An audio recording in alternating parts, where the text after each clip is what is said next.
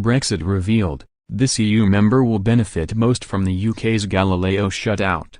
France has the most to gain from British firms being banned from participating in the project's development because Paris' aerospace industry is one of the only capable outfits in the EU to plug the gap, according to a UK government source. There's only two players in this sector in Europe, us and France, they said. France is the only other country with the capacity to pick up the work left by British firms, the source added. European Space Agency delegates gave the go-ahead for the procurement of contracts for 12 additional satellites despite British efforts to delay the decision until Brexit negotiations on the UK and EU's future security relationship had been concluded. The Commission outmaneuvered British attempts to veto the new satellites by moving to underwrite any financial risk on the new contracts, meaning SA members only required a majority and not a unanimous vote. Another British official admit they were surprised by the European Commission's hard-nosed approach, which has also been expressed by member states across the continent. The insider said Brussels' move was purely economically opportunistic when choosing to exclude British firms from bidding on Galileo contracts before Brexit.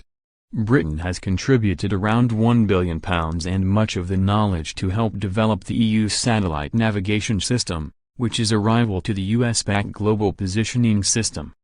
Despite being supportive of the Commission's move to shut out British firms from bidding on contracts, Paris wants the UK to remain part of Galileo post-Brexit. An EU diplomat said they are very much behind the UK's bid for access to the system itself, while not having any hand in its development, because of London's important standing in the defence community. Many EU members see Britain and France as the bloc's most important military partners, which means a close security promise will be highly likely in the future. Both Westminster and Brussels have spoken about the importance of such an agreement.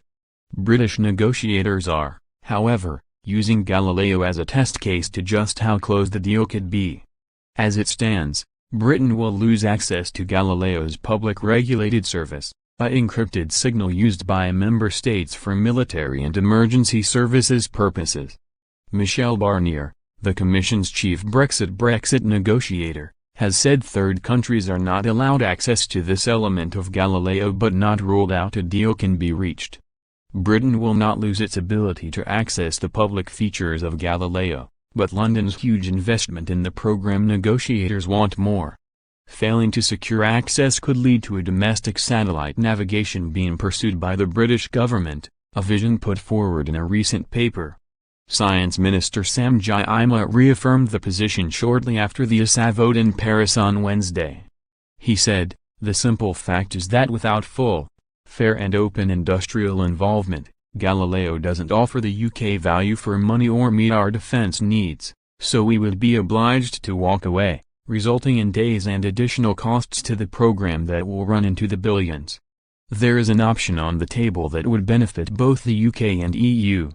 If that is not accepted by the EU, we are a proud and confident nation and will be looking at all alternatives."